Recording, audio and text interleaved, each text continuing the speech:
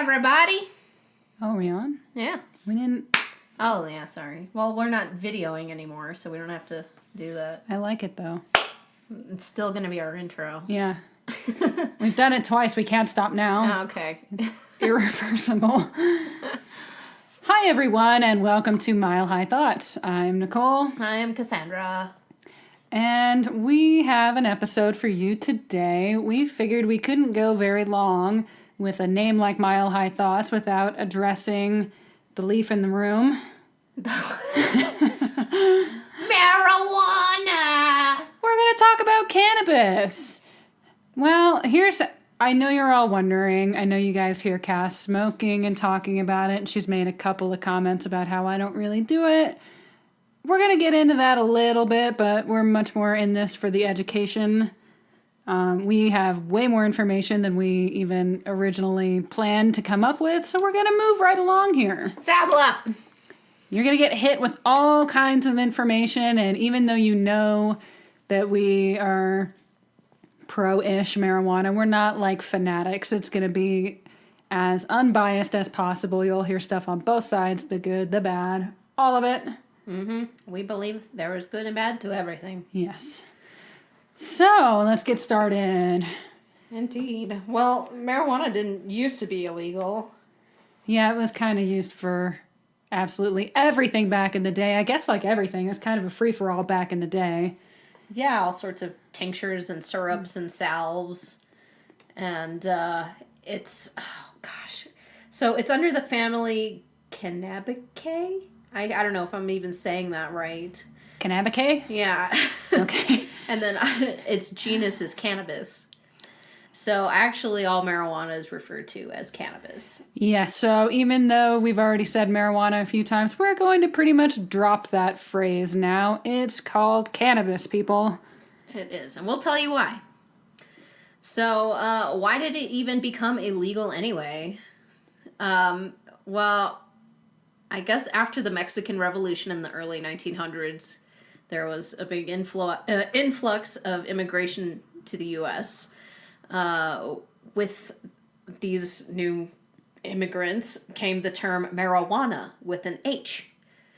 Then news propaganda began to demonize the immigrants, per usual, as we usually do. And they're like, they're rowdy, they smoke their loco weed plant. Loco weed? That's what they call it. They called it loco weed. I like that. So that was like a derogatory word. And they started saying, these bad people, they used this marijuana plant. And what people didn't realize, that marijuana was cannabis. So they were like, yeah, screw this marijuana plant, not realizing it's the stuff that they had up in their pharmacies and stuff like that. So they're sitting there being like, yeah, this cannabis is great, but fuck those immigrants and their loco weed. Right. So El Paso decided to take the reins. Good job, Texas. And they decided to make marijuana illegal after seeing San Francisco's laws to criminalize opium in an effort to control the Chinese immigrants. Wow, so all this drug stuff, opium and weed, it's all just about immigration and trying to be like, screw these people because they're getting high. Yeah, basically, they wanted a reason to deport them. So they would, search them, find it, and bye-bye, And it worked so well that the entire country was like, hell yeah, screw marijuana. I think that was in the 1930s, early 1930s. That's when the big old smear campaign started coming out, They started to say that marijuana made men of color become violent and solicit sex from white women. But that's really a super PC way of saying that they smoked pot and raped white women. Wow. That's even more dramatic than those, breaking of eggs commercials being like, this is your brain on weed. That's even worse. Weed'll make you rape white women. Yeah. What? Yeah, it's very specific. Not all women, white women. Interesting. So that was the main imagery. That was the backdrop for what was to come with the Marijuana Tax Act of 1937. So that banned all of the use and sale of marijuana, despite objections from the American Medical Association. But anyway, it was ruled That word that we sling around so often, unconstitutional. It was ruled unconstitutional years later, but then they replaced it with the Controlled Substance Act in the 70s that, did all of the schedules and all that, breaking off drugs into different categories. And they made marijuana go into the worst one, which is Schedule 1. I think that that's been kind of the very first argument that came up about marijuana or cannabis and legalizing it. And, before that, before they were even talking about legalizing it, they were talking about, let's at least not make it a Schedule 1. That's a little bit dramatic. Because that's right there with, like, heroin and stuff. Right, there was pushback from it. They were like, really? Are you serious? It's not that bad. People use it recreationally. It used to be medicinal. What the hell? But it still was passed into Schedule 1. And the problem with Schedule 1 is it makes things so illegal that you can't even, like, test them, like, scientifically. Like you can't research it. You can't have it in your possession at all. Exactly. Versus if it was on a lesser schedule, we could at least still have been looking at the medicinal values. And, we know so little about it because it's been a Schedule 1 for so long. Right. And interestingly enough, we've not been able to research it. A lot of people haven't been able to research it. But it turns out that Israel is doing has been doing tons of research on it for a while now. Interesting. It's interesting to me because I guess I kind of assumed that it was illegal mainly for religious reasons. We come from very religious roots, and most religions are like, hey, let's not get high on different substances and whatever, and I kind of figured that was what was at the root of it. But no, it turns out it's all about immigration. And then you've got this very religious part of the world, Israel, that's like, hey, yeah, let's look into this. I know. All right. Well, moving right along, as we said, we have a lot here. So we discussed that cannabis is the term that is basically replacing how most people use marijuana. But there's a lot of different little subcategories. THC, you're all familiar with that. CBD, most of you probably familiar with that too, and also hemp. So they're all part of cannabis, but they all do really different things. They're kind of different flavors with different purposes and benefits and downfalls and everything. So hemp.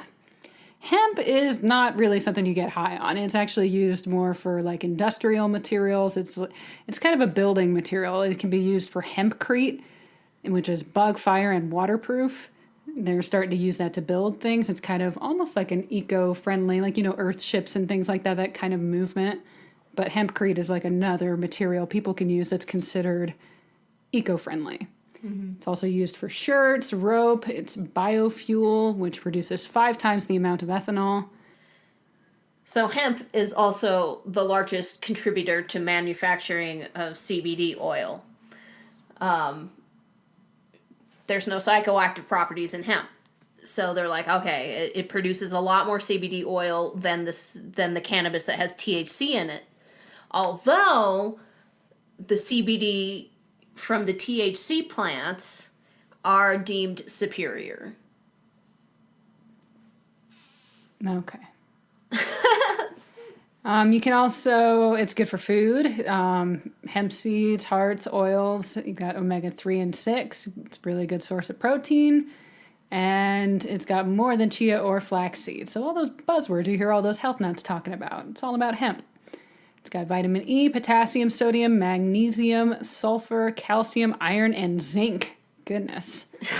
Now you know why I use it in my shakes every morning. And it's also good for soap, shampoos, and cosmetics.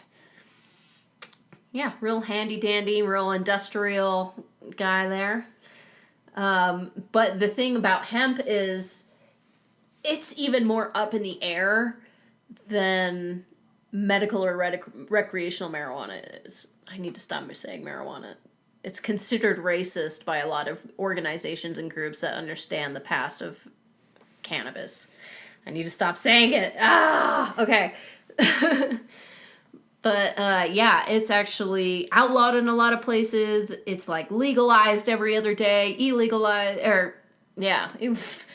criminalized every other day. So that one is just even more up in the air, probably because it'll throw a lot of companies out of business. I don't know. That's an assumption. And then what else we got? Then we got our regular THC, or tetrahydrocannabinol. Very nice. Thank you very much. So that's totally different because that creates the cannabis's psychological effects. So what it is we already have cannabinoid chemicals already happening in our body. We have cannabinoid receptors concentrated in different parts of our brain. Areas that deal with thinking, memory, pleasure, coordination, and time perception. So the THC attaches to the receptors and activates them, and so therefore you're getting all that stimulation to your memory, or lack of memory, pleasures, movements, thinking, coordination, concentration, all that stuff is all being affected. And the time, weed time. The weed time. Oh, God, has it been 6 hours? Yeah, when it's been a year, but no, it's been 20 seconds. Right. So the THC is typically found in the plant's resin, as well as the plant's reproductive area. The flower? The flower. Is that where? I assume, right? No, I think kind it's of usually assume. the stem, I think. You think the stem's a reproductive part? Yeah. Because I thought, the flowers produce pollen and the bees take the pollen. They go take it somewhere else, It all comes from the flower, right? Well, kind of. That's the reproduction of, that's when you're actually having the little flower baby. But I think what you would call the impregnation of the plant world, I believe, is in the stem. Okay. I don't know. Fact check us. Who knows? Fact check us. I knew once upon a time, but I don't anymore. So yeah, THC, it stimulates the brain. You releases dopamine, which is awesome. Dopamine is awesome, and that's also pretty much what every drug, well, not every drug, but that's what cocaine does. It's what heroin does. Yeah, so all these hard drugs basically deal with dopamine. Caffeine is a hard drug. Okay. I'll let you guys decide what you think about that one. Right, yeah. So, shoot. It also interferes with how information is processed in the hippocampus, so you have really crappy short-term memory. And God knows I have that. So THC, you can feel any of the following, which is elation, anxiety, rapid heart rate over 100 beats per minute. I think that's called Tachycardia. Thank you very much. Short-term memory recall, which I was just talking about, sedation, relaxation, pain relief, appetite. What do you call that? Fluctuation? Not really. No. Enhancement? I thank you, because I'm not suppressant. What's the opposite of that? I couldn't think of the I actually word. did see in some places, though, that it does fluctuate. Although everyone talks about the munchies. Everyone talks about getting hungry, not really both. But I did see somewhere it did say fluctuation. You know what's interesting? When I initially smoke, I'm not hungry. It's when I come down that I'm hungry. Huh. It's kind of like that Erykah Badu song. Okay. Something about coming What down. did she say? Oh,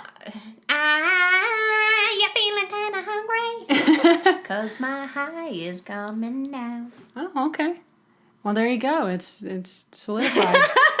You've got someone backing you. If Erykah Badu said it. Well, that is the way it is then. All right, so let's talk about some of the good things that it does. And if you are anti-weed, don't freak out. We'll get around to you. But for now, we're going to talk about the good things it does. Yeah. THC in small doses is actually shown to aid memory. I know, not how any of us think of THC at all, but I guess that's a thing. Adding any amount of THC largely enhances CBD's effects, known as the entourage effect. And don't worry, we're going to get all into CBD and what it does, so just keep that in the little back of your mind there. THC enhances all the stuff we're about to tell you CBD does in a minute. It also eases the pain of multiple sclerosis. Multiple sclerosis. And nerve pain in general. It helps with pain from fibromyalgia, endometriosis, interstitial cystitis. Jesus. And most other conditions where the final common pathway is chronic pain. So all those pain diseases, it really helps with that. Probably because it's a muscle relaxant. Yeah, it's really good at that too. And let's see. So the problem with those diseases that we just named, all those pain diseases, is that we don't really have very many other good ways of treating it other than basically like opiates, which are sedating and very addictive. So it's a good alternative to that. And patients claim that it allows them to resume their previous activities without feeling like out of it. And they're just able to actually go about their lives much closer to the way they used to prior to needing medication. Also reduces tremors from Parkinson's. It can help glaucoma to the point of preventing you from going blind. It slows the progression of it. It can help with HIV wasting syndrome, which is basically unwanted and uncontrollable weight loss. It can help with Crohn's disease, PTSD, IBS, Alzheimer's, arthritis. And there are apparently some athletes who even say that it helps them as athletes, that it improves their ability to recover. They're not as sore, and they think that that's due to reduced inflammation.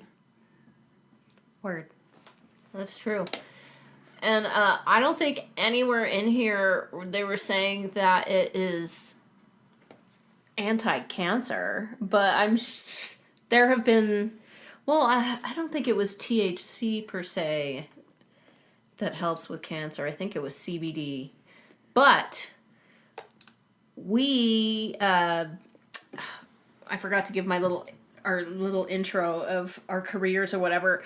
As a videographer, I worked with one of these bands, and it turns out that this lead singer and guitarist had a type of cancer, and after 7 years or something like that with it, he decided to treat himself with THCA, and is now totally cancer free. And I was like, what in the world is THCA?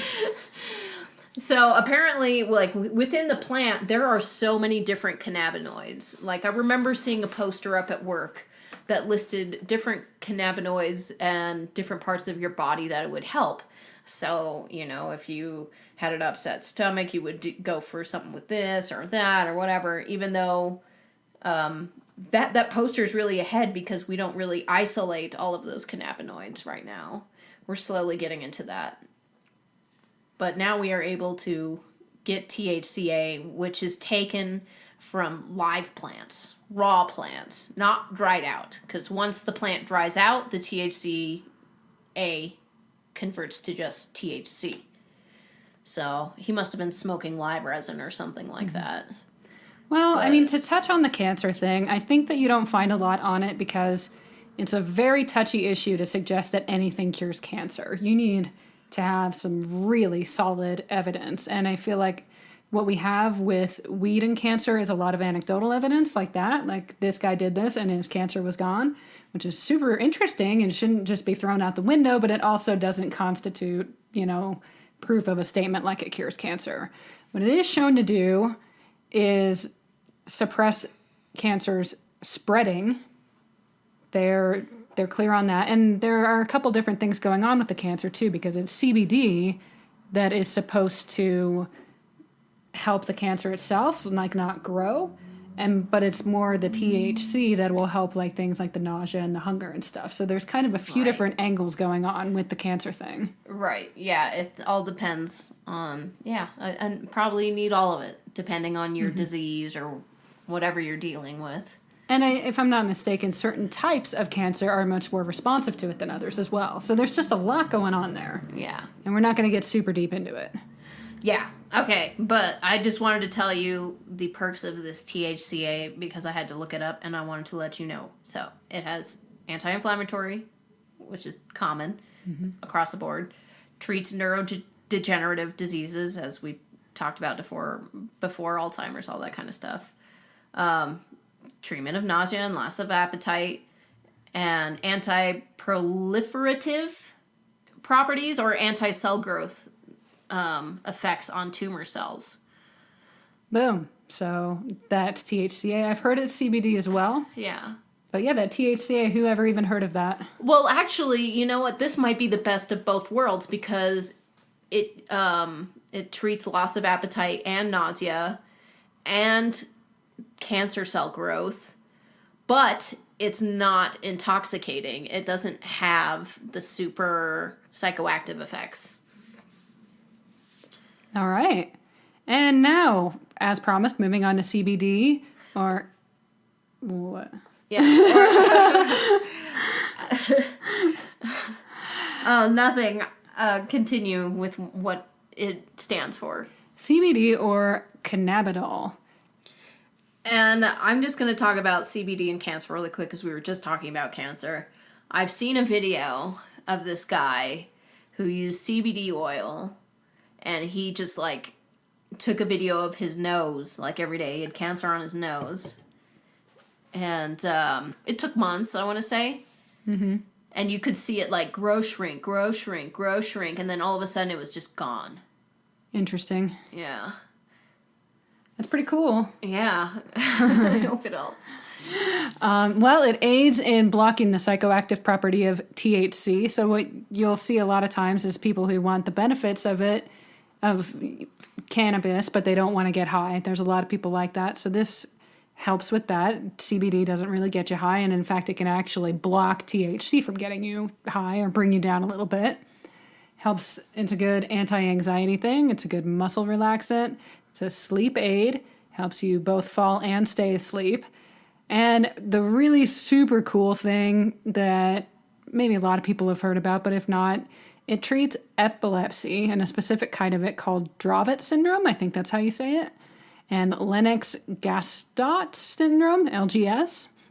And those typically don't respond to anti-seizure medications, but they respond dramatically to CBD-dominant strains, particularly one called Charlotte's Web is one that they actually named specifically. Also helps with insomnia, anxiety, spasticity, and pain to treating potentially life-threatening conditions such as epilepsy, like we just said. You could die from epilepsy? You can, yeah. You can stop breathing. I'm not sure if there are a lot of other ways. People can really mess themselves up from the fall. Oh, okay. And have head injuries. And yeah, and I know you can actually stop breathing as well while you're having a seizure. Okay.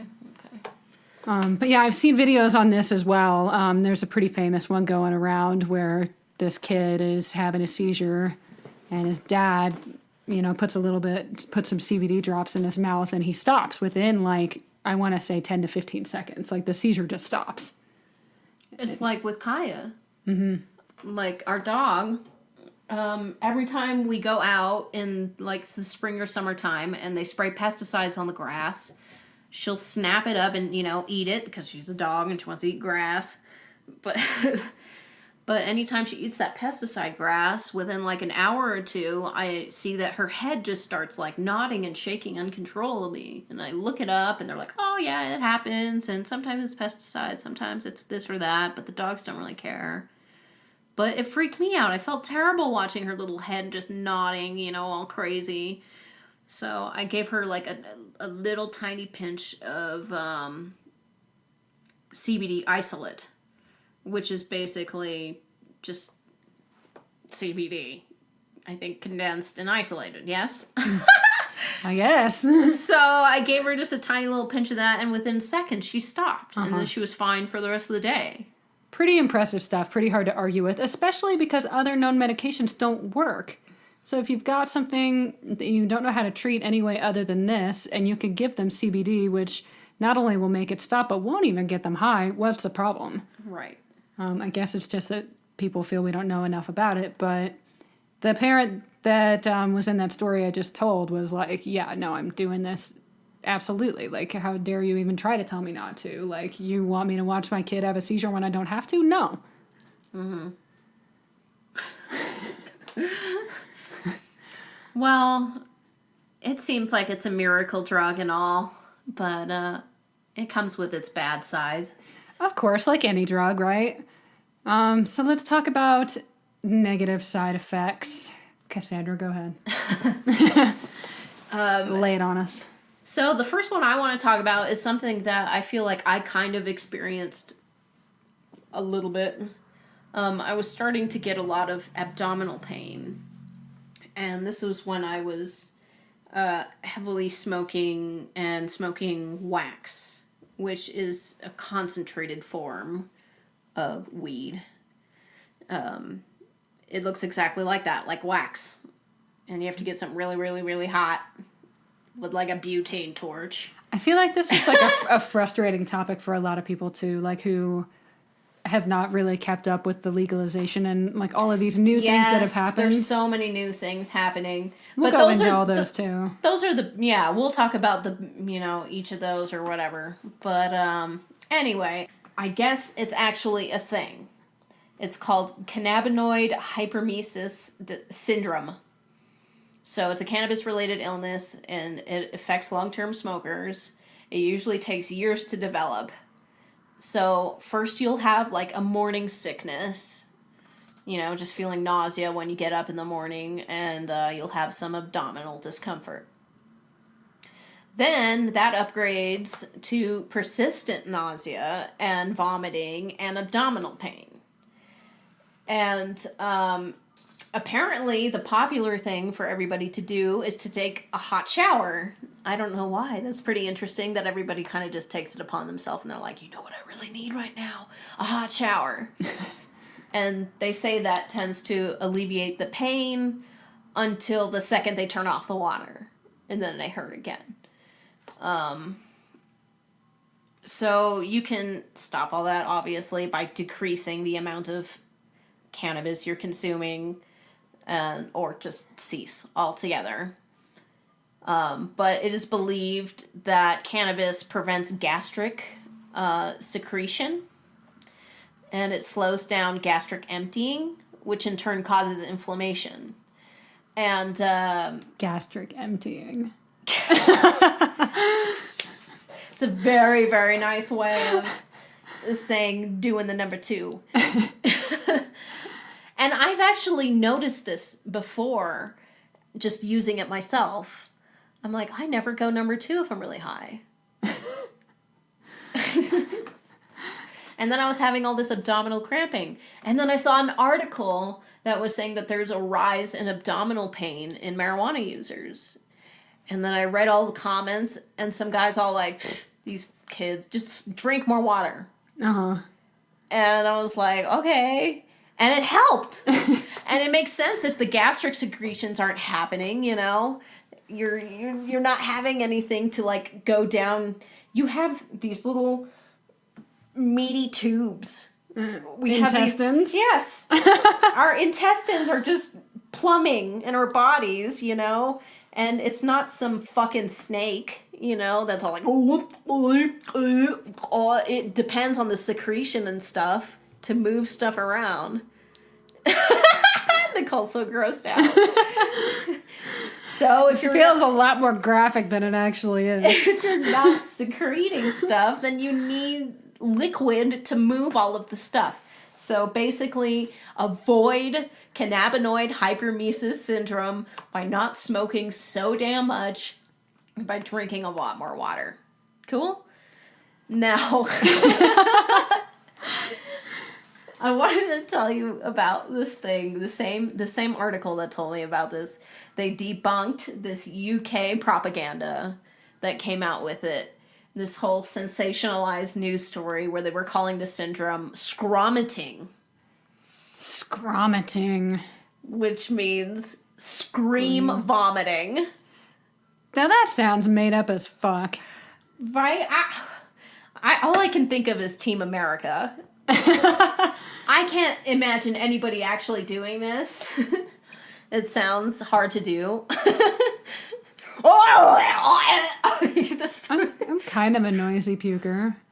I wouldn't call it a scream, though. Yeah, absolutely. I would say the retching, the initial retch, is what creates. It's like, creates the noise, the tightening of your vocal cords and everything as it comes up. But like screaming, yeah. So scromiting, forget that news story, UK. That was sensationalized. Okay. Okay. Nicole, what's another negative? Okay, another negative. It's basically been shown that cannabis and teens do not mix. It's not good for developing brains, okay? So when its use begins in the teen years, it can have significant impact on brain development, including decreased brain activity due to fewer neural fibers in certain areas and a smaller than average hippocampus, which controls learning and memory functions. I know we said that word a couple times. We probably will continue to. It's part of the brain, deals with memory and learning. So obviously young people need those, like a lot. And so if they smoke too early, it can mess that up. And those abnormalities remain 2 years even after the teen stopped using cannabis, indicating that it does in fact have some long-term effects. And brain scans of those teens who did that actually looked similar to the brains of people with schizophrenia. And we'll get more into that later too. But that's obviously not good. That was shown next to a study of people who started using cannabis at the age of 21, and they do not really experience the same type of brain abnormalities. So the younger you do it, the more problems you could potentially have because your brain is still trying to grow and develop and do things. I don't know, man. I know a lot of smokers in my high school, in their teens, and they were smoking. And do you? Oh, yeah, I know tons. And did they seem all schizophrenic out? Not schizophrenic, but I would buy that they have memory issues and learning problems. Yeah, I would say learning problems for sure. Mm-hmm. Yeah, memory and learning problems. Mm-hmm. And I want to say anything really severe like schizophrenia and stuff like that, there's more to it. I think that's like a home thing. They're probably trying to self-medicate with cannabis. True, and there's a lot of issues with that as well, because there's also a study that showed that people who started smoking around age 14 did worse on some cognitive tests than people who did not smoke, and also found that they had a higher high school dropout rate. And but that didn't really apply to people that started around 17.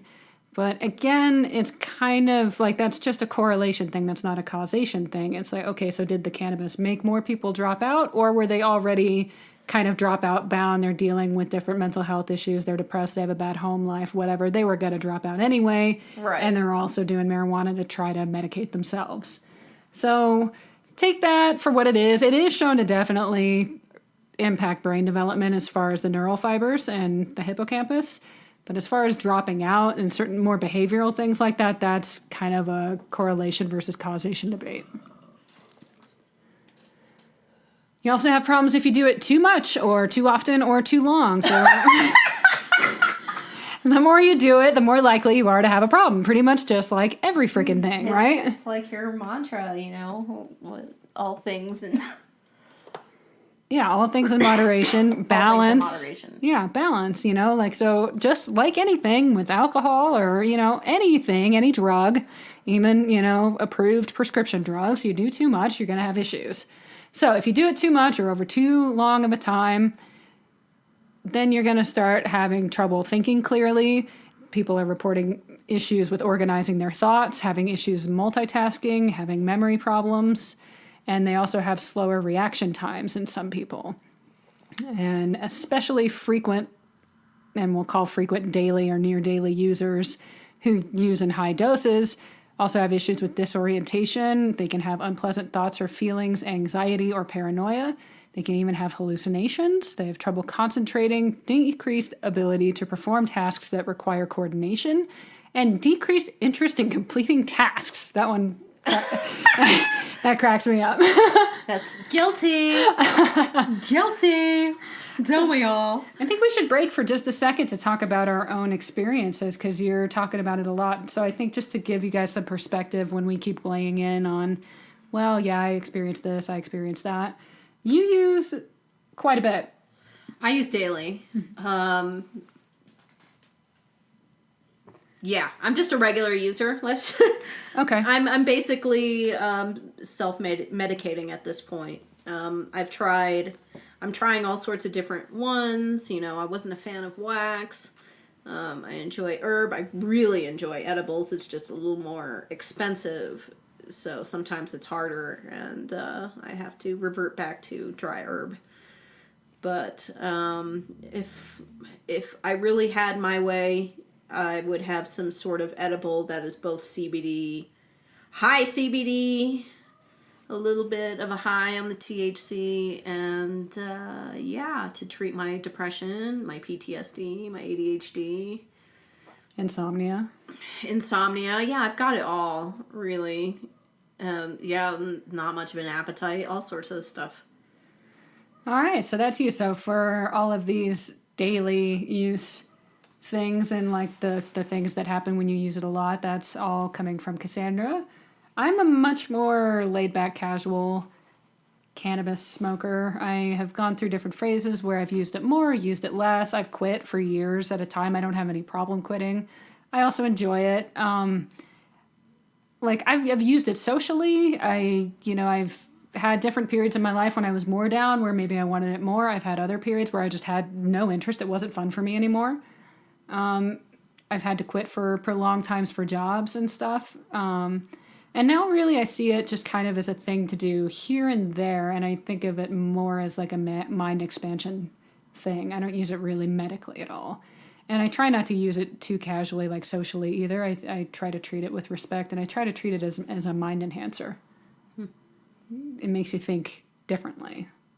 Yeah, I find that it makes me think in ways I can't necessarily just think all by myself. Like I'll have thoughts, and I'll actually go to Cass and be like, I would never in a million years have thought this without being high. So No. I had to start a whole Twitter account for all my all my high thoughts. I'm like, wow, that's weird and random. I'm gonna write that down. Some are kind of smart, some are kind of stupid. Yeah. It's usually a mix of both.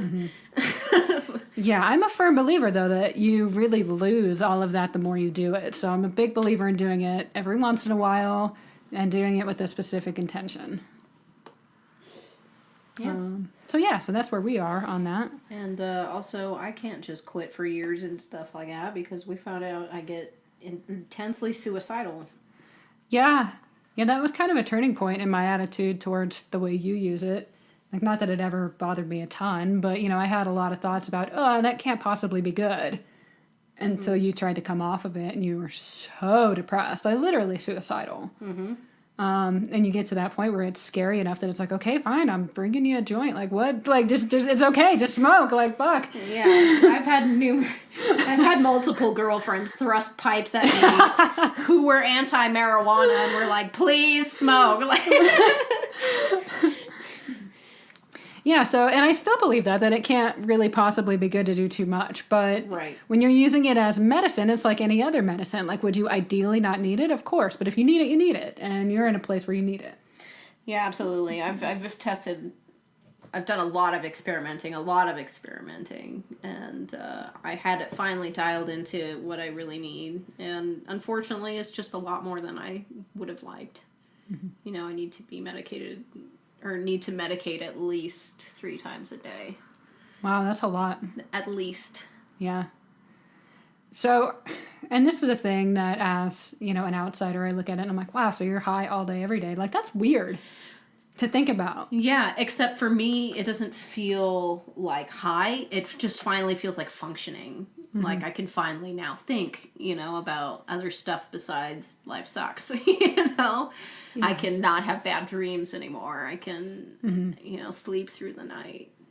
And I think that's one of the big problems that everybody has with kind of trying to dial this in is because you have no choice really but to use your own experiences. Like I know what I would feel like if I smoked 3 times a day every day. Right. But you have to put it in perspective that that's not how you feel, and that's why it's medicine for you and it's not for me. I don't need that, and when I do, it creates a different effect. Like for you, it's bringing you down to functioning. For me, it's making me high because my brain functions fine for the most part. So yeah. So it's different for everybody, folks. So if you've done this and you're like, I just don't get it, it's stupid, it sucks, I hate it, fine. Also, why you can't really diagnose other people and recommend stuff for them. I have people come into the dispensary, some young kid dragging in their old grandma, and they're like, Grandma, let's get you 1,000 milligram edible, Grandma. Jesus. And I'm like, you're trying to kill her? What is wrong with you? And I have to be like, do not listen to him. Be nice to your grandmother. Listen to me, ma'am. Like, here's the thing, too. Being too high is not a joke. Like, Yeah. you don't do that to someone for kicks. It can be awful. Yeah.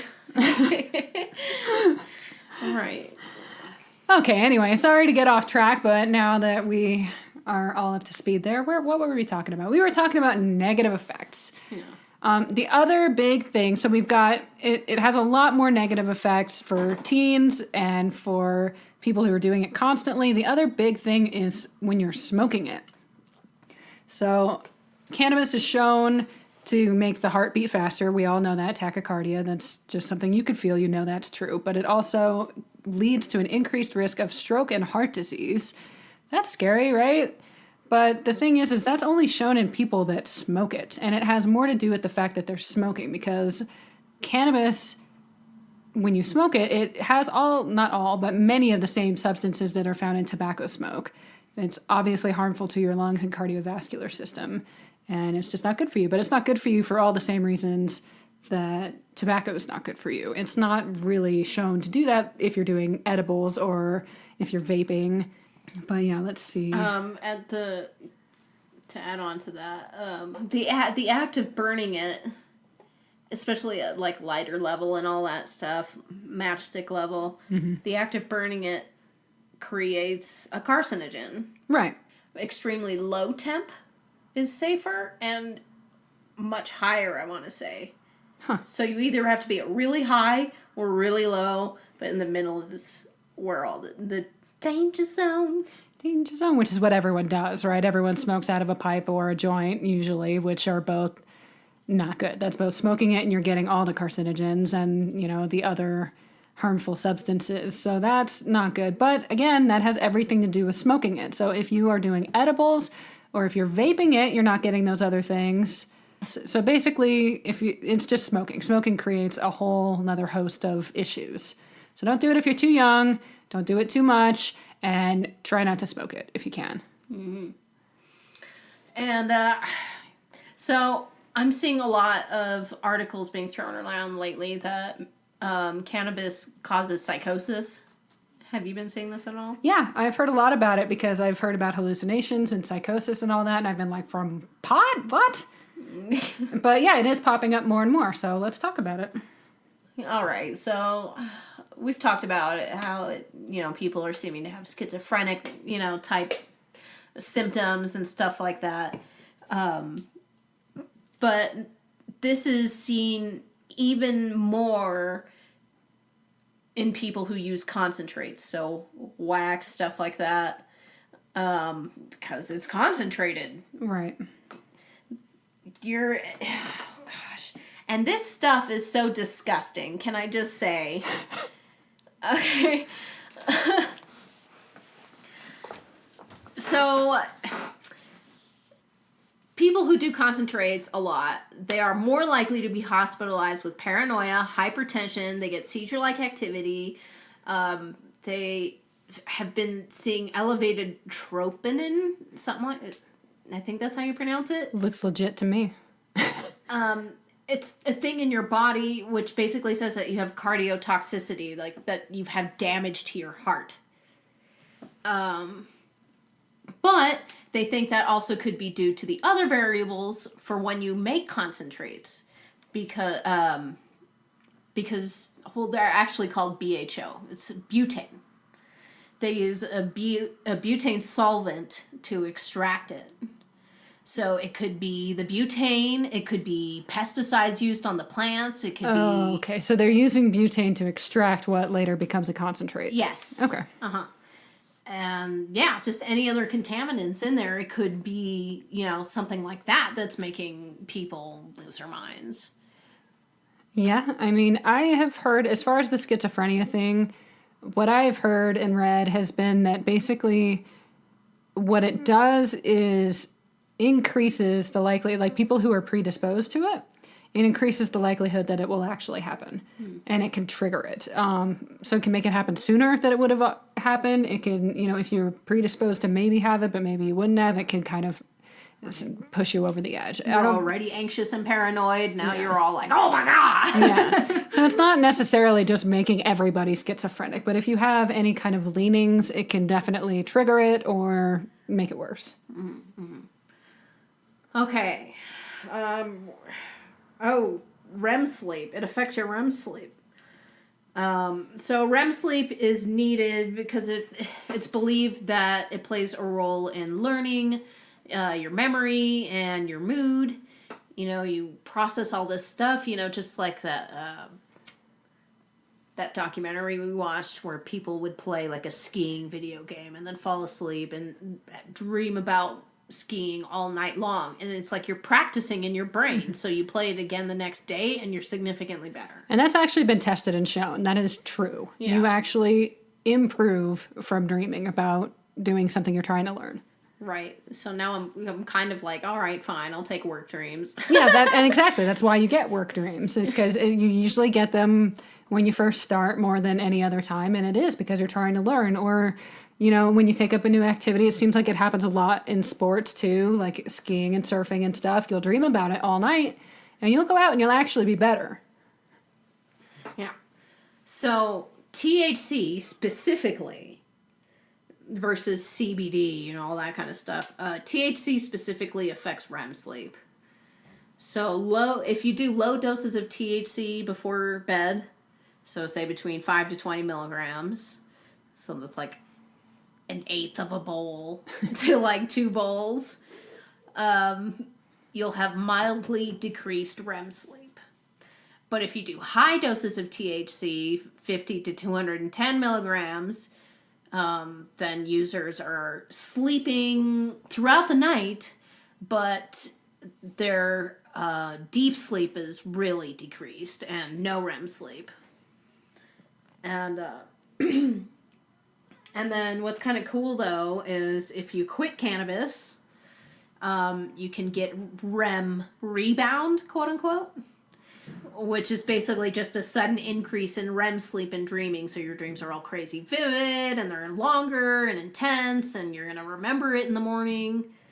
Yeah. I feel like that's been a really hot topic too, as far as the whole weed thing goes, because at first everyone was like, oh, it's so great for people who can't sleep. And everyone was really excited about it. But then there was pushback and people were like, well, you fall asleep, but it's not really sleep. It's not proper sleep. It's not actually restoring you the way sleep is supposed to. It's kind of like having a beer before bed or whatever, and your body has to recover from that alcohol poisoning or whatever. You need like a little more sleep. A little more deep sleep to recover from its effects. Yeah, it knocks you the hell out, but it's just trying to get you back to where you started. It's not necessarily getting you ahead. Mm-hmm. But this also really helps people who have like night terrors and nightmares and PTSD kind of dreams, stuff like that. Because no more bad dreams. And it's certainly better than no sleep. It's just not as good as normal sleep. Right, exactly. All right, next. This topic kind of made me giggle, but I had to force my way through it and take it seriously. Addiction. So before I actually get into real facts, I just have to say we saw an intervention. Right, we love intervention, of course. And if you've ever seen an intervention, which how have you not, it's always these just loose cannon addicts on heroin or meth, just destroying shit and ruining lives and all this stuff. And then we saw one, and you see the little intro, and she's talking about how she just can't stop smoking pot. And I was just rolling. I saw another one where it was a dude. He's like, I know I'm addicted to marijuana. And then it just shows him in front of, on the couch just playing video games all day. It was so hard to take seriously. It is. It's hard to take seriously because they're not destroying families and breaking shit and robbing people and whatever. They're eating a bowl of Cheetos and playing games. Like, so it is hard to take it seriously. But apparently it's a really big concern for some people. So, and I assume this is mostly people who don't smoke, which is fine.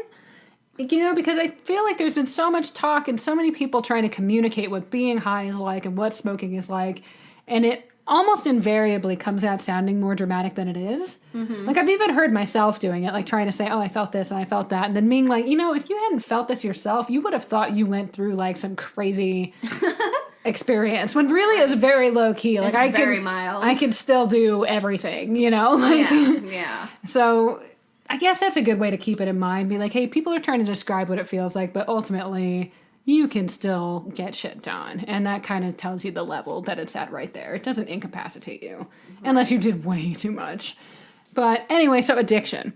I saw this stat that said that 1 in 10% of cannabis users will become addicted. And for the longest time, that was one of the cool things people always said about it. Percent? 1 in 10 people, so 10%.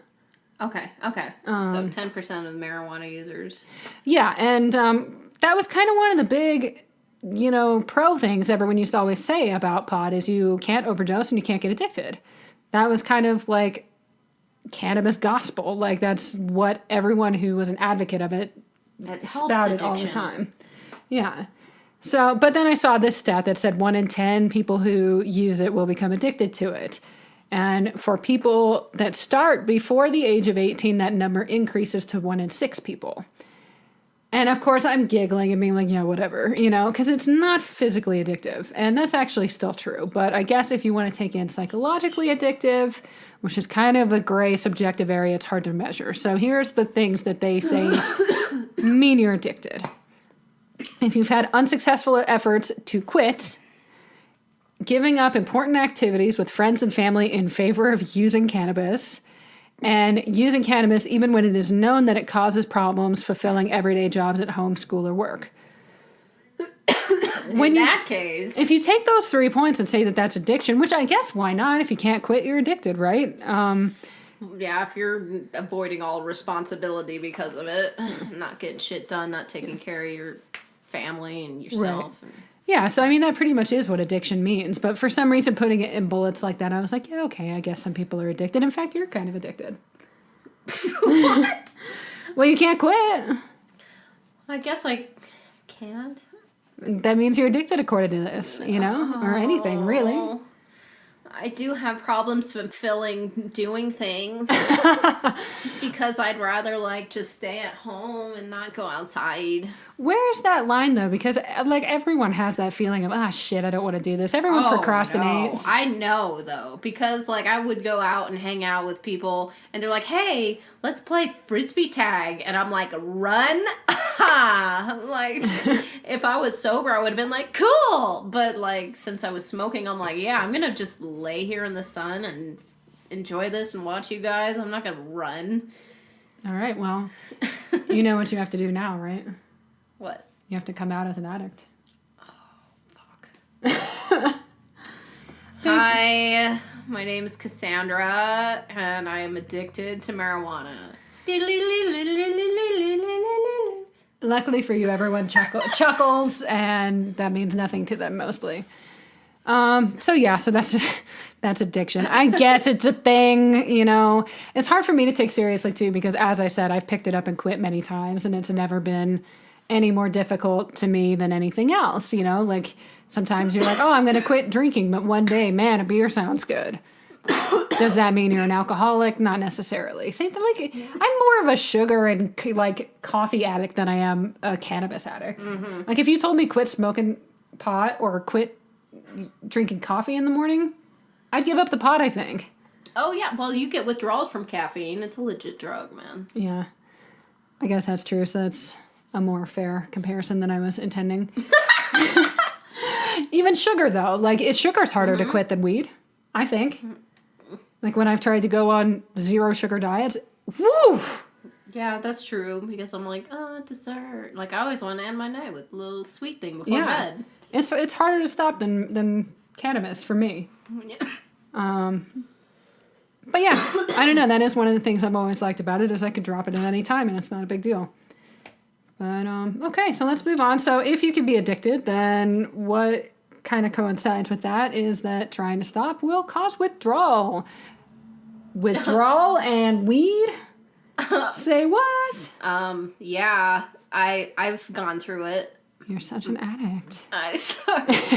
Okay, let me tell you my experience, and then we'll go into it. I was into wax for a while. I bought all the stuff for it, and it's highly concentrated stuff, and then I ran out of everything, and so I think all I had left was just like a little bit of dry weed. And I woke up that night sweating, feeling horribly nauseous, awful. I felt feverish, chills. I went to the bathroom, graphic. Covering my ears. Gastric emptying. Rapidly gastric emptying. AKA diarrhea. Thank you. And and it just hit me. I was like, is this withdrawal? Because I'm like, this is like all of the symptoms. I watch Intervention. And so I sat there on the toilet dying and Googling it. And yes, there's actually a BHO addiction treatment center in Florida. BHO, that's that butane thing. Yeah, that's the butane thing. All wax, butter, all that kind of stuff. All of that. So you get the same withdrawal symptoms. The fever, insomnia, nervousness, sweating, chills, stomach pains, headache, shakiness, depression, loss of appetite, restlessness, the vivid dreams we were talking about earlier, irritability and anger. So basically all your standard withdrawal symptoms. You can get it from wax, people. You can get it from concentrated weed. Yeah, and they say you can even just get it from smoking weed too, but yeah. I've never really I think you experienced have that. to be doing really, really high amounts because that's basically Yeah. what's happening with concentrated stuff is you're doing really high amounts but quickly. So theoretically, you could do that too with weed. You would just have to be doing normal weed so much that it would be equal to the concentrated amounts. Right. So withdrawal's a real thing right here. All right, That's it's a an real thing. is a very unpopular Well, it opinion. just sounds fake. The first time you told me that, I was like, what? No. Because again, the whole culture around it is that it's fairly harmless. Like all the medicinal values are fairly new, but we've always looked at it, or not always, but for the last 50 to 100 years or whatever, people have thought it was relatively harmless, not a great thing for you, but you're not going to be addicted. It's not like heroin. You're not going to be addicted. You're not going to withdraw. You're not going to overdose. And I guess technically you can be addicted. And Technically you can be addicted and technically you can withdraw. You still can't overdose. yeah, you still can overdose. And I did it again. I had 2 of those actually. I started smoking scissor hash, which is again Industry term. sorry. So when we trim the weed, all of the resin and the hairs and the keef and everything good and delicious and makes weed comes off on your gloves, and people will like peel it off and smoke it when it dries out. But again, it's highly concentrated. Mm-hmm. It's not as concentrated as concentrates, but it is a lot more than dry herb. So again, I was smoking that, and then I ran through it and had my withdrawal symptoms. And I'm like, I can't even do hash. You have a very sensitive body too. You react to stuff quickly. Mm-hmm. You're very reactive to basically all medications. So you're a really good person to speak on this because you notice stuff that a lot of people wouldn't necessarily. Yeah. And you actually look into it too, because when I feel sick, I'm just like, whatever, I'm sick for a day or 2. I don't even think about it, unless it gets bad. Yeah, most people don't. They're like, I'm sick today, can't come in. So you maybe experienced this and didn't even connect that that's what was happening. It was just so different. And I'm like, no, there couldn't be any way that I'm like sick like this just out of nowhere. And then I was fine by morning, you know? So it was, yeah. Withdrawals, it's a thing. It's a thing, people. Let me talk about synthetic marijuana real quick. Please do, because I don't understand. I'm not even going to try. Take it away. Well, I'm glad I get to educate you, Nicole. So everybody kind of, well, I shouldn't say everybody. I didn't really even know this was a thing. So in smoke shops, head shops, hippie shops, whatever. Shacks. Hippies are only in shacks. Oh, okay, my bad. They have like a lot of synthetic equivalents to drugs. Mm-hmm. And those are what mess people up. So I know that you guys have probably heard about K2 or spice. Nope, but okay. You've never heard that term before? Never. I've heard it numerous times and I didn't know what it was. Mm-hmm. It's synthetic marijuana. Okay. It's hella dangerous. So side effects, high blood pressure, nausea and vomiting, anxiety and agitation, seizures, rapid heart rate, excessive sweating, confusion, hallucinations. Some patients demonstrated varying degrees of catatonia, and so basically they weren't responding to verbal or physical stimulation. So catatonic. Yeah, so they're like, here, do you feel this pain? And you're just like not fucking doing anything. K2 or spice. Side effects include high blood pressure, nausea, vomiting, anxiety, agitation, seizures, rapid heart rate, excessive sweating, confusion, hallucinations, and some patients demonstrate varying degrees of catatonia. By today.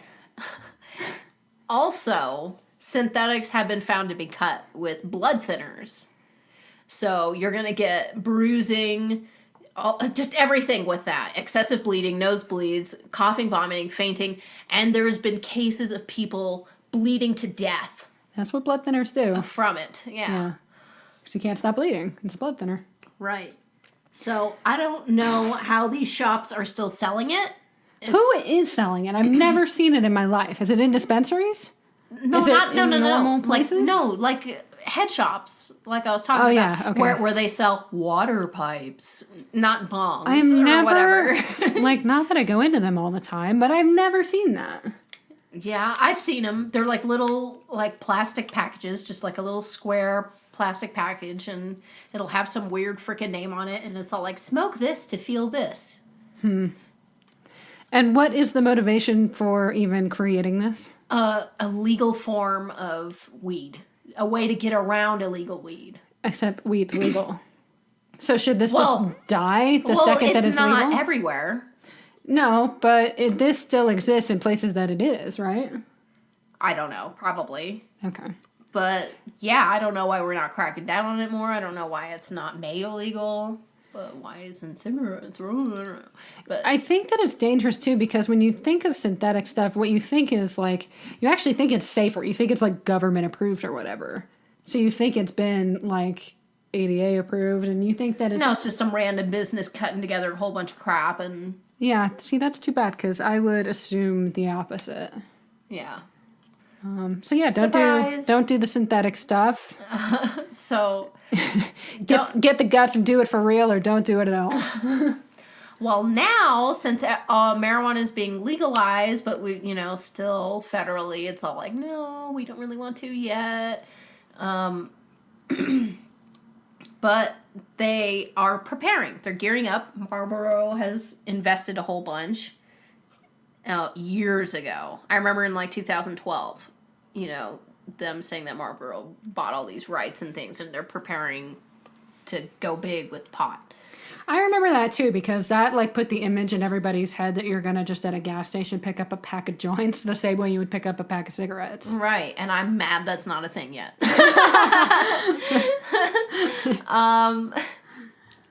But Big Pharma now, they have their own synthetics. Okay, so there is something called dronabinol. It's basically used to decrease nausea and increase appetite of cancer and AIDS patients. Piece of crap. Tons of side effects. Really bad for you. So it works, but it isn't worth it? Right. So that is the big pharma synthetic of THC.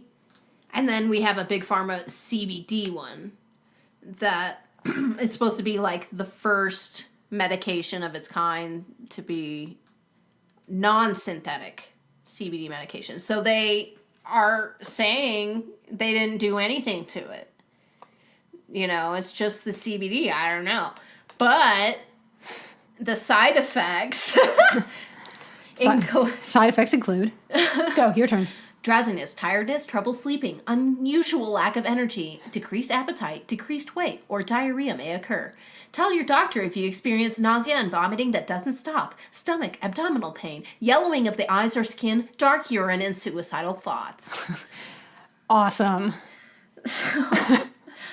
I don't think I saw any of that listed in the CBD side effects. No. Maybe some of those. Lack of energy, yeah. Mm-hmm. But this is everything it's supposed to be curing. You know, decreased appetite, wah. Decreased weight, what? Trouble sleeping, what the fuck? This isn't CBD. What are they giving us? This is fucking Franken whatever. I'm just gonna go to the plant. Mm-hmm. Because whatever the hell else they're putting in there is messing you up. All right. It's basically making cannabis into the same thing you see all other prescription drugs basically being, which is maybe it'll help you or maybe it'll make you extremely uncomfortable. More often than not. And make it worse. More often than not. Just make you uncomfortable in a bunch of other different ways. Or it'll help you, but it'll also be miserable. Yeah. Exactly. All right, moving on. So, the world of medical and recreational. This is obviously the big thing. At this point, it depends what state you're in, as you all know. 33 states and the District of Columbia have broadly legalized cannabis in some form. 11 states, plus DC, have legalized recreational marijuana, meaning anybody can do it. Well, 21 plus. As long as you're old enough, you can do it. 21 states have legalized medical cannabis. So that leaves 12 where it's just completely legal all around. And then I believe there's 11 or 13, I think, where it's still just totally illegal. So what's the difference between those two things? Well, not a whole lot. Basically, recreational weed is going to focus on a higher THC content. That's the stuff that gets you high, which is pretty self-explanatory. People are doing it recreationally, want to get high. The medical stuff is going to focus on having a higher CBD content because that is the stuff that does a lot of medical things. THC does some medical stuff, CBD does more, honestly. And so that's why people with medical issues are going for the CBD content. Plus, a lot of those people are the people who are not there to get high, or they actively don't want to get high. So they're going to have a lot more CBD strong strains. Medical stuff is also higher potency. And then just in general, like kind of not the weed itself, but other differences is that medical patients are going to have lower costs and taxes because it's medicine for them. And there's going to be higher quantity restrictions, so you can buy more of it than someone who's just trying to get high, again, for pretty obvious reasons. And another huge difference is that medical cannabis is accessible for minors in approved circumstances. So a kid with cancer or a kid with epilepsy could get it, whereas recreational, you got to be 21. And you're also allowed to grow more if it's medical. You can grow it either way, but you could grow more if it's for medicinal reasons. And that's really it. There's not like it's not like a different plant. There's not a huge difference. It's just basically in the plants, it's an emphasis on CBD versus THC. The plants do look different, though. Yeah. Medical plants usually look less pretty. They're a lot smaller. You're like, oh, really? You're like, this is the good stuff? But, yeah, it is. But let's talk about the different forms. Yes, let's, because Some of you don't know, yeah? even I don't know some of these. I've kind of given up because, again, I'm not really a connoisseur. I'm a here and there kind of person. And this world we live in is nothing but like going faster and faster evolution with all our new technology. So everything is always new things. So let's talk about the ones, at least ones I know of. Different forms of marijuana. Cannabis, sorry. So there's your regular, just dry herb. You know, you cut the plants down, you cut off the little flower buds, and you let them dry and cure until they're easily smokable, and you pack them in a bowl and you light it up. So if you bought it recently at a dispensary, what you're probably looking at is bud. Right. That is like actually has like a shape to it. They're little nuggets of marijuana. Right, Cannabis. Versus shake is probably what you bought when you were a teenager and you got just this bag of oregano looking shit. No. No, that's like brickweed. Shake is basically all of the matter that falls from the bud. Any of those tiny little leaves that kind of break off, any of the keef, all that kind of stuff. And it just is dust. It just looks like this little broken up grass instead of a nice, beautiful bud. Honestly, that's my favorite stuff because that's all the nice, yummy stuff. Keef? Yeah. Oh, yeah. No, not keef, shake. Oh, well, I stand by shake is basically what you get when you get that crap weed. Because it's not actually formed in buds anymore. It's all dry. It's been sitting around forever and it just broke apart. Now it's shake. Anyway, whatever. And then keef is just that dusty stuff on the bud. And if you trim it, you handle it a lot, you know, a lot of it can start to come off and create a pile. And oh my gosh, if you've got a tiny pile of keef and you smoke that, and whoop, you're going to be lit. And if you think Really about strong it, stuff. if you think about it, it's strong because there's a lot of it. There's no air in there. It's like just really dense because it's all really fine stuff. So when you pack a bowl of keef, there's a lot more weed. There's a lot more keef in a bowl than bud in a bowl. You know what I'm saying? So that's Concentrated. why. Yeah. Yep, indeed. And then we got the next step, which is hash. And we talked about that already. It's just kind of like that resiny, all the little hairs and dust and stuff comes off. And you dry it out and you smoke that. And there's also bubble hash. And this is where you lose me. So they'll take all of that resiny stuff or whatever, and they'll run it through like an ice bath or a butane bath or an alcohol bath. There's tons of different ways to extract it, but it comes out just a little more pretty. It's hash that went to a spa. Pretty much. Got a face peel.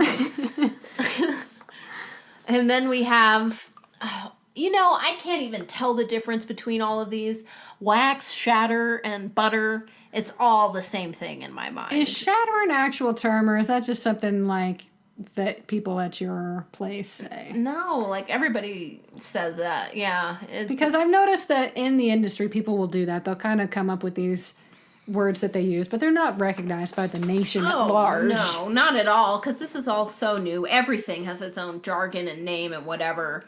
But so you could say shatter anywhere and it would mean something. Yes. Okay. You can also say butter and wax. So I would say the difference between them is consistency. Shatter means literally you could drop it and it'll fucking shatter. Okay. That's easy. And then butter is super melty, just like bleh. Okay. Okay. And wax is like wax. Yeah, and wax is it's a little more clearer than butter. Butter's a little more thick. Yeah. Okay.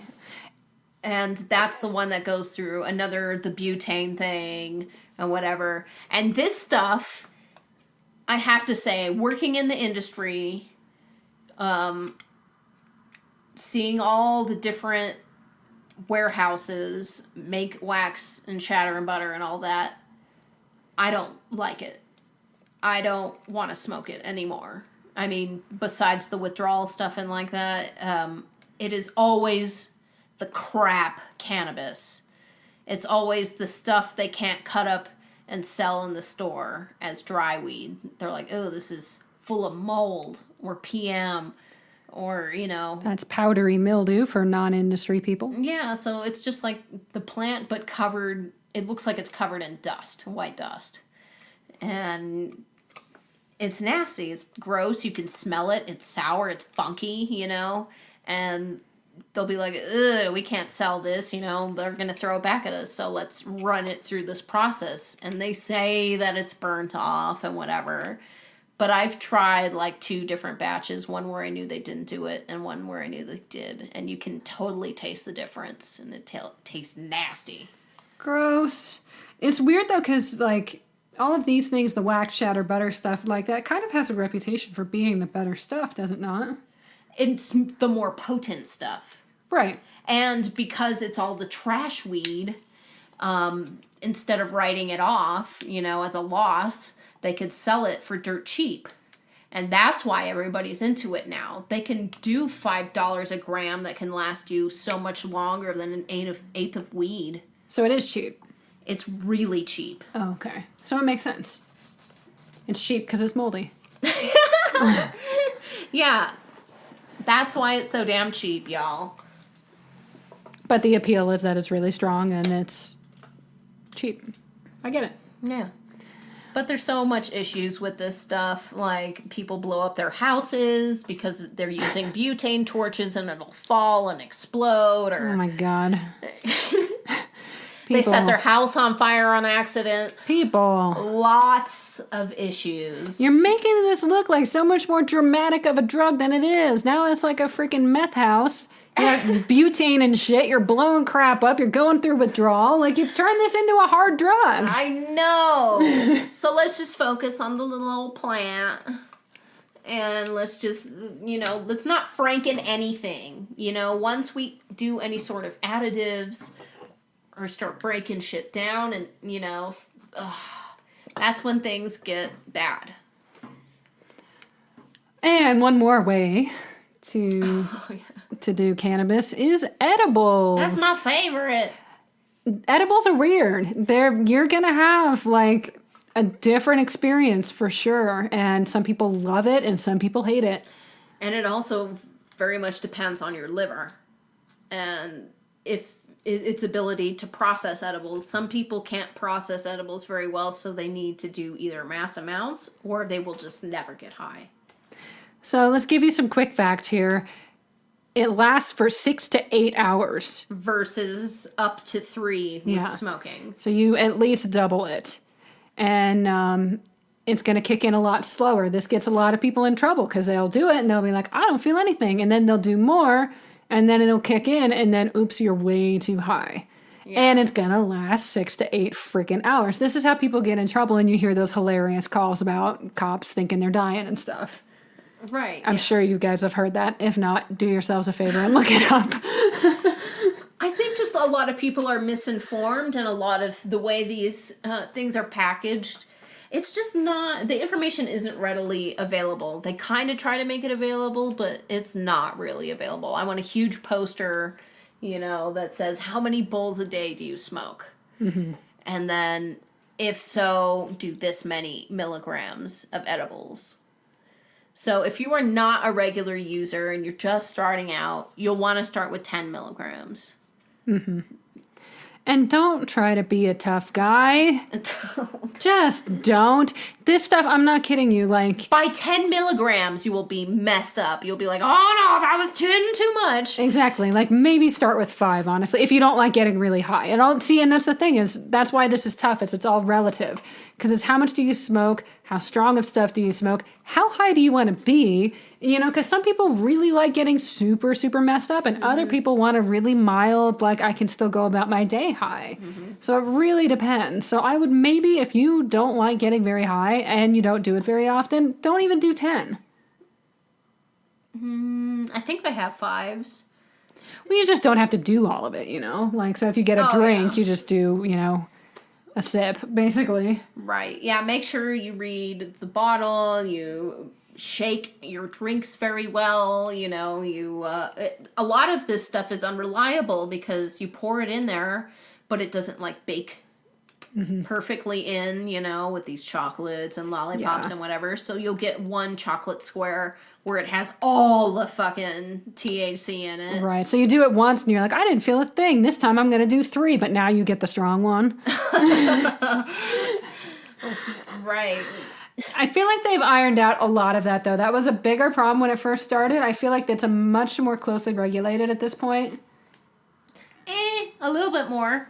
But I would always look up, Google reputable, you know, regular, what do you call that? Reliable numbers in edibles that are in your town. And I looked up all of mine, and it really made all of the difference. It's so true. And don't take stuff from friends unless you're ready. Like, if you're one of those people that, like, really enjoys it and you're not worried about it and you're okay with getting super messed up if that's what happens, great, good for you. But if you're scared or you're just trying to start out, don't take your friends' pot brownies, okay? Because it's exactly what we're talking about times 10. They really don't know what they're doing. So maybe you get nothing. Maybe you get messed up. Tell us about your experience with Let's break for story time. So, highest I've ever been, by far. While I was trimming at the time, I was working as a trimmer. And what we would do is we would meet at a location and then all go together in a van to wherever we were going to work for that day, and then we'd come back. So it was the end of the day. We're on our way back. We're all in a van together. And of course, I'm working with trimmers, so they're all super stoners. And one of them had made pot cookies. And he gives me one, and it's basically like a square. It's not really what you think of when you think cookie. It's like a block.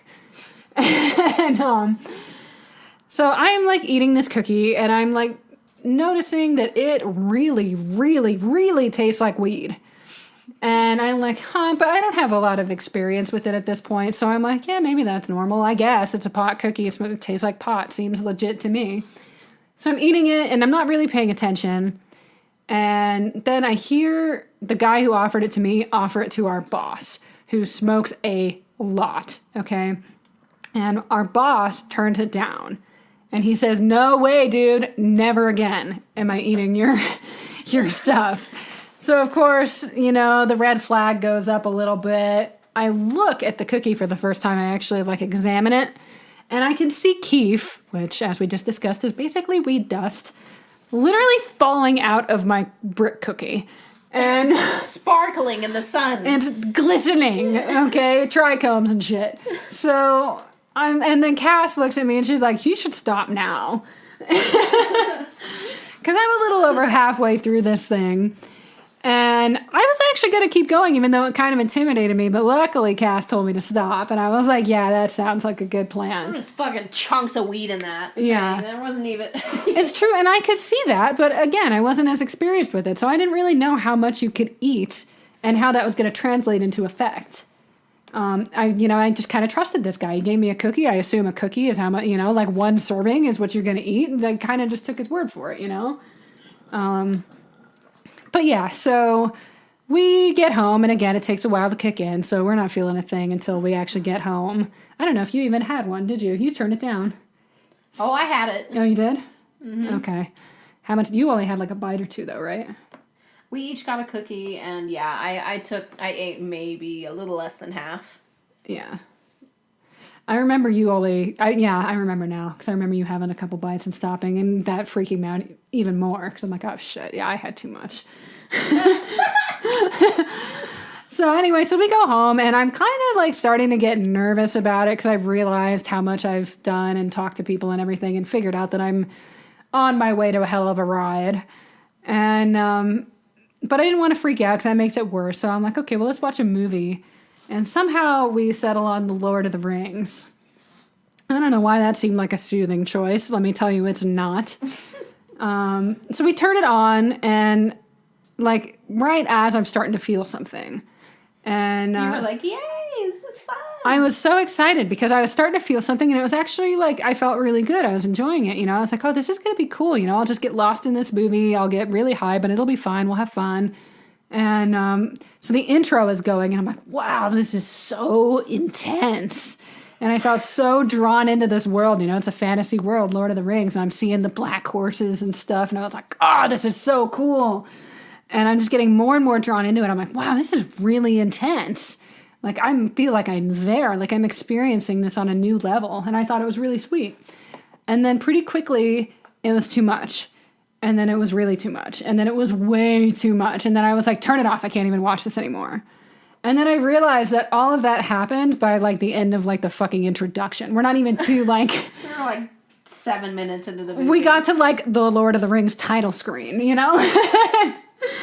And that kind of freaked me out, too. Because, again, it's like, well, you know it's going to last 6 to 8 hours or whatever it is, which is a long time anyway. But when 30 seconds feels like an hour, you're like, oh, God, 6 to 8 hours is going to feel like the rest of my life.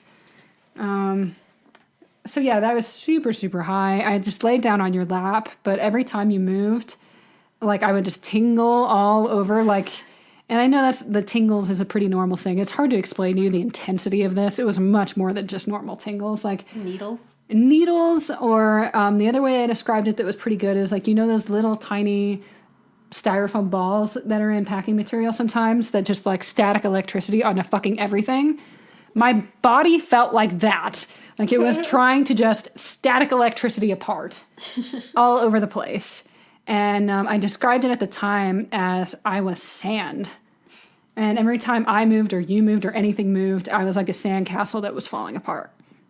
And it's hilarious now. But at the time, it was really not fun. I eventually made my way to the floor because you moving was too much. Like you breathing or moving at all, like was unbearable. Like just to give you guys... you know, kind of a feel for how gone I was. And yeah, so I just laid there and you were telling me to go to sleep, but I can't because it's so physically uncomfortable. And yeah, it was wild. It was really bizarre. I did eventually fall asleep, but it took me a long time. And then even when I woke back up, I still could feel it a little bit. It wasn't a big deal anymore, but I was like, God, like, just end. So that was my highest ever experience, and it was almost like, I won't go into all of the details and bore the shit out of you guys, but it was actually more like a psychedelic high than a weed high, which is why when people say hallucinations and stuff, it sounds like that's not a weed thing, but I can understand given a high enough dose. I do see it, because it did feel more like a psychedelic trip than a just weed high. Yeah, that happened to me the first time I got really high. I was properly taught how to smoke, because I would try every now and again, but apparently I was doing it all wrong. And so I was being taught in the car, and there was like 4 or 5 of us, and we were hotboxing. So I'm finally learning how to smoke. I've taken probably 5 rips, plus we're hotboxing, so I'm breathing in everybody else's smoke. You can't not smoke properly. You're breathing it. Right, exactly. She's like, we're going to get you high today. I was like, okay. And boy, did they. You know, but I was so messed up. I was like, oh, I need to just go sit in my car. So I just sat in my car, and I'm like, that's the horizon. There's the moon. Everything's fine. And then I blinked, and I was outside of my car. And I was like, what? And then I blinked, and I was inside my car. And I was like, what? What is going on? See, that's crazy, too. That's another thing that, like, you don't associate with weed at all. Yeah. And it was just kind of messed up. And I had a couple of friends who were, like, laying on the ground talking and laughing. And it's pitch black out there. It was the middle of the night. And I'm like, who is that? I could not figure out who they were. You know, and I'm like, oh, well, this person has this kind of voice, and they're wearing this clothes, so it must be this person. And then once I figured out who it was laying on the ground, I'd forget. And I'm like, oh, I gotta figure it out again. But it was really, like, psychoactive. It was really, like, crazy like that. And then right when I'm really freaking out is when one of my friends comes over and says, hey, drive us all home. And I was like, I go up nearly in tears. I was like, no, I can't. And you don't understand. I can't. And they're like, oh, whatever. It's just weed. What's wrong, you know? But You don't understand. please don't make me drive. Oh my God. They were like, all right, fine. So, I had my friends illegally drive all of us back to my place, and then I threw up. Illegal just because they were underage? Yeah, I think they didn't have their license. Okay. That's funny. I just thought of another way to describe my sand body. Have you ever, I mean, obviously everyone's had something fall asleep on them, but have you ever, like, had a limb fall asleep, like, really, really bad on you? Yeah. To where it's just extremely uncomfortable to move at all. Like that, times 10, and everywhere. Goodness, that sounds painful. It was awful. I mean, it wasn't painful, but it was awful. It was extremely uncomfortable, and that's why you even breathing was driving me nuts. Yeah, you're just super sensitive to touch and all that kind of stuff. Yeah, and it really, like, it was uncomfortable even just lying still, but it was amplified times like a million if I moved. Okay. Yeah. Well, we're going to tell you what to do if you ever get too high. So when you're feeling like you're sand, or when you are teleporting in and out of a car, here are some things you can do. First of all, don't panic. I know that's easier said than done, but a lot of this is about self-talk and what's going on in your head. Yes. Remind yourself that an overdose on cannabis is not a thing. It doesn't matter how much you did. You do not die. You're not gonna die, and it will end. Synthetic. Yeah, so as long as you did real shit, and even if it's synthetic, it's not gonna kill you on the spot. You'll be fine. You'll be fine for a while. Oh yeah, I forgot to mention there was another synthetic marijuana one that messes up your liver, and there's been deaths from it. So yeah. Don't do the synthetic stuff. Don't do the synthetics, even if the doctors are prescribing it to you.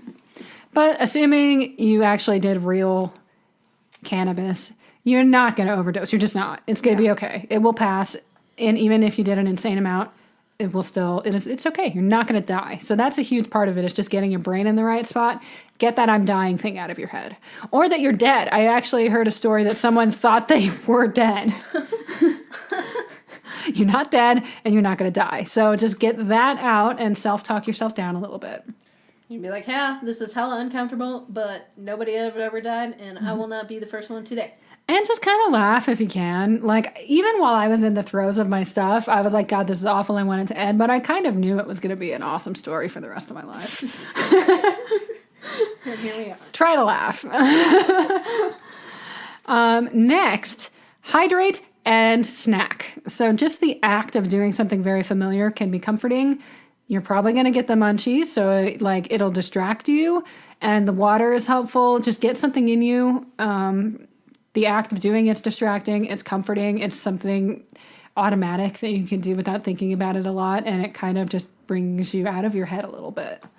The exception, though, don't drink alcohol, because that can increase the blood concentrations, or the concentration of it in your blood. Alcohol will actually make it worse. Doesn't it always, though? Yeah, it doesn't do a whole lot of good things. Another one here. This one kind of made me laugh because Cass told me about this, and initially I was like, what? Shut up. I know. Somebody at work was all like, hey, did you know that if you are way too high? And this sounded just like so just dumb and not real and placebo-y to me, but I guess it's actually real. Chew on or smell black peppercorns. And if you don't have the actual corns, then just smell some black pepper, I guess, or chew it. Yeah.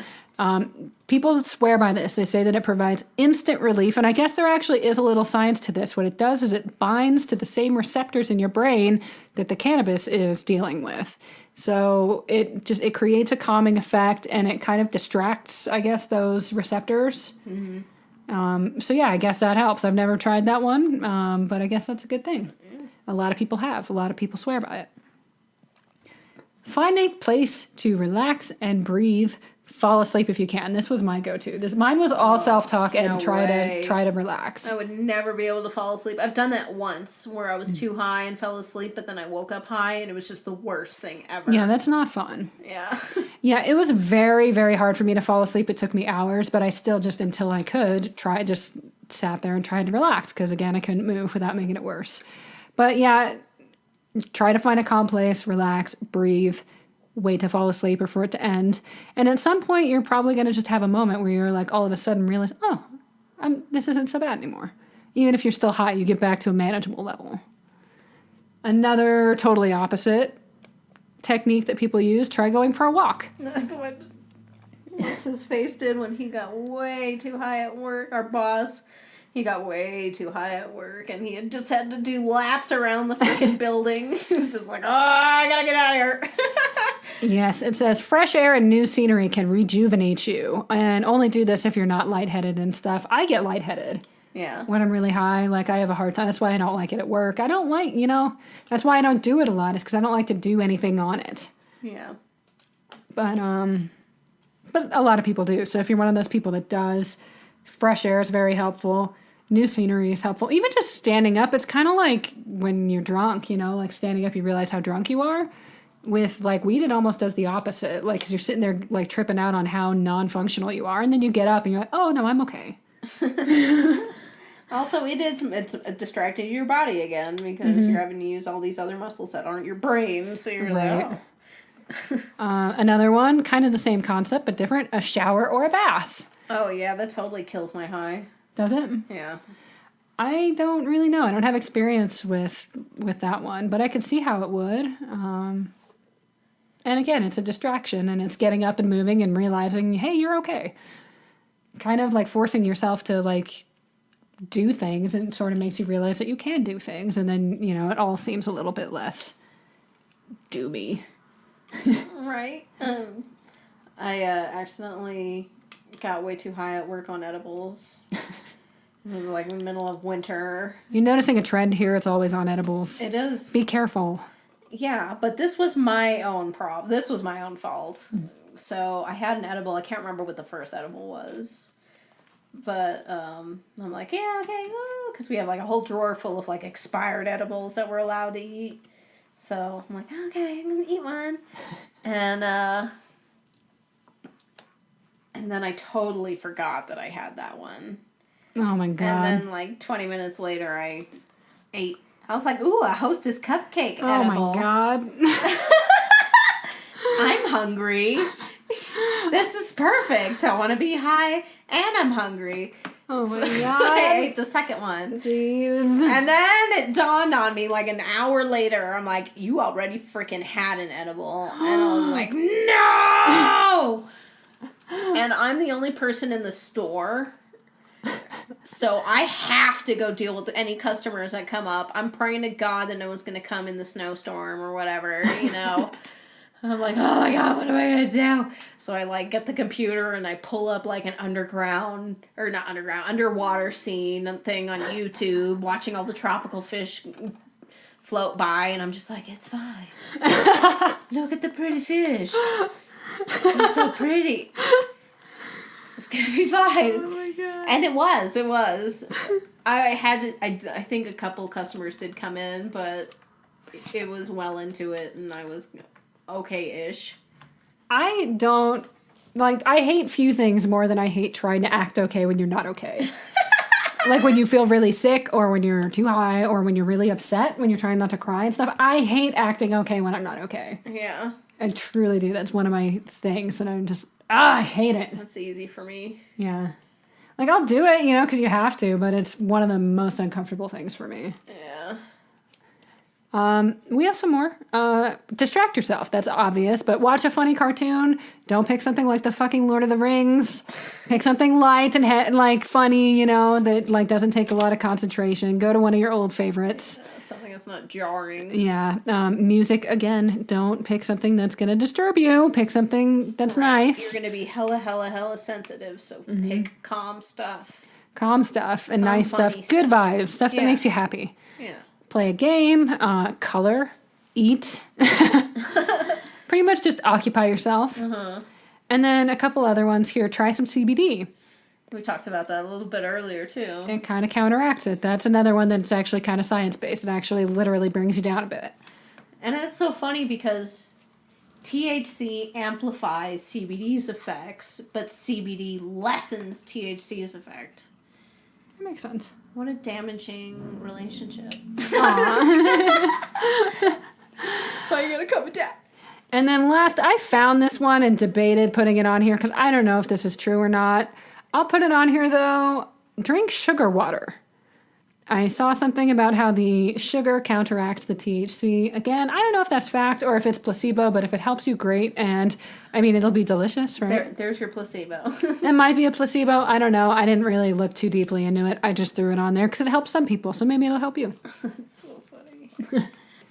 Okay, so now that we've gone through all the nuts and bolts of what it actually is and how it works and what it does and what it doesn't, let's go into my world, which is the land of the spiritual use of cannabis, which it's funny because I'm usually not the woo-woo person, I'm the fact person. But in this case, I actually, and I guess probably again because I don't need it for medical reasons, this is the only value it really has for me.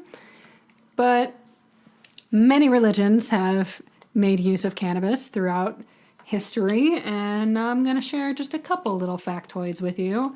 The Rastafarians, I know you're super surprised. That's like their thing, right? Well, they believe that it's mentioned in the Bible a handful of times, and this is debatable, of course, because they don't actually call it cannabis, they call it herb. But I guess in Psalms, there is a passage that says, "He causeth the grass to grow for the cattle and herb for the service of man." Herb for the service of man. So some people have said that that is a reference to pot. There's also the herb is the healing of the nations. That's in Revelation. And they think that that's a reference to it as well. And let's see, there's more. So they think that it was used as a sacrament by Moses and the Israelites. And also, some Jews believe that the plant called cannabis, I think I'm saying that right, but sorry if I'm not, it's been mentioned 5 times in the Old Testament, and there's a theory that that was also a reference to cannabis, and that it was an important sacrament in Judaism. And if that is the case, that would imply that the Hebrew Bible was originally blessed with cannabis oil. Granted, there is debate about that. Many Jewish scholars say, no, that translation's not correct. It's got nothing to do with pot. Who knows? We don't know. But there's more. In the Sufi tradition, it's considered a vehicle to God and a method to open the mind for the divine. And while in general being intoxicated doesn't agree with Sharia law, the Sufis are kind of like the hippies of the Muslims, I heard. It's kind of like, I guess it's like Catholics and Christians, you know, like kind of a different animal, but basically, or not Catholics and Christians, sorry, Catholics and Protestants. They're all Christian, but kind of different flavors. But yeah, they say that it's not explicitly prohibited. Alcohol is. They don't say anything about cannabis, so they're like, hey, we're doing it right. It's in Hinduism as well. Okay, so, and again, as kind of a sacrament. So, according to the Vedas, cannabis is one of the 5 sacred plants delivered to the earth by Shiva to purify Amrita, which is the elixir of life. Hindu mythology holds that Shiva created cannabis from his own body and is occasionally depicted consuming it in the form of bhang or bang, which is basically a drink that has cannabis in it, kind of like a tea. And then bong, also to talk about that more, it's white. Bong or bang, it's BHANG, and I heard that both. I think it's bong. I've been saying, I think it's bong too, but apparently they're both acceptable, bong or bang. But people drink it during the Indian festival of Holi, or Holi. I think it's Holi, actually. Festival of Holi. Yeah. But that's a celebration of good over evil, and they use like colorful dyes and stuff. It's this whole kind of spiritual, visual celebration of good over evil. And they drink bong while they're doing this, and it's a very spiritual introspection and meditation kind of time for them. Don't drink bong water. And then, of course, there's also just the theory in general that cannabis, and psychedelics break down and reveal the ego to you. So anything that deals with the concept of an ego versus a higher self believes that drugs in some form, usually psychedelics and cannabis, not really in other like chemical type drugs, but that they can kind of help reveal your own ego to you. And I've had some experience with that too, that it kind of, you see yourself in a different way, and you see yourself almost as if from the outside. But Bob Marley has a post about that as well, or a quote. It says, "When you smoke the herb, it reveals you to yourself," which I thought went very well with that whole ego thing. You had a Facebookian slip. I know I did. I called it a post. So Bob Marley posted. No, he said it. He said it. People used to say things. But those are actual examples from like real traditions and texts and stuff. There's tons about just behaviors and people, shamans and everything, and Egyptians. And, yeah. So those are just a few examples from like the modern world that I thought you guys would actually recognize and appreciate. But yeah, there is tons of faiths and traditions involving cannabis and psychedelics that are all about spiritual journey and opening the mind, and whether it's seeing yourself differently, an internal thing, a healing thing, whether it's trying to connect some kind of divine knowledge, or higher beings. Like there's all kinds of stuff. We could go on for hours and we won't. But yeah, people have been arguing for its spiritual validity for a long time. And whether you're a spiritual person or not, I do think it definitely makes your mind work differently than it normally does. I feel like we all just get kind of stuck in these thought patterns, like just the rat race of, I got to do this, I got to do that, I got to go to work, I got to work out, I got to eat, now I got to do this, I got to do that. What about this decision I'm trying to make? And you just get stuck in this circle, and it breaks you out of that. It lets your brain do things it is not used to doing. So that's why I like it. I know that I just spent an entire episode talking about what an atheist I am, but kind of lies. I think you could tell. Kind of lies? I think you could tell even from that episode I was very split. Yeah, because I'm very... I don't think so. No, I mean, I'm pretty one-dimensional about after death. I'm pretty much like, oh God, there's nothing. But that doesn't mean that I don't believe that there are other layers to this world that we don't see or understand. Yeah. And I think that drugs can kind of open up the parts of your mind that are intended to communicate with those things. True. I'm not as much an atheist as I said. It's okay, Nicole. We said that we're not married to ideas and it might change from episode to episode, so here you go. Dramatic change. We're ever-evolving humans. Yes. Get you sweat. Yeah. And it's weird, too, because when you look at it from different angles, everyone kind of has that to an extent. Like, they're not religious, but they do believe in ghosts. Or, different things. We have all these conflicting ideas that we can still hold simultaneously, and it doesn't wreck our worldview for some reason. So, I know. So I guess that's kind of what's going on here. I actually do believe in a lot of spiritual things. I just, when you put it in the frame of what happens after death, that's when I get pessimistic. But that's a story for another time. It is. So there you go. There you have it. That is cannabis in a nutshell. We did our very best, people.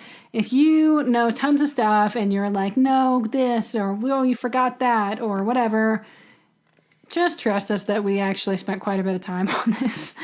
And if we missed something, I'm not saying that's impossible, but we did our best. And we did our best to get our information from decent sources.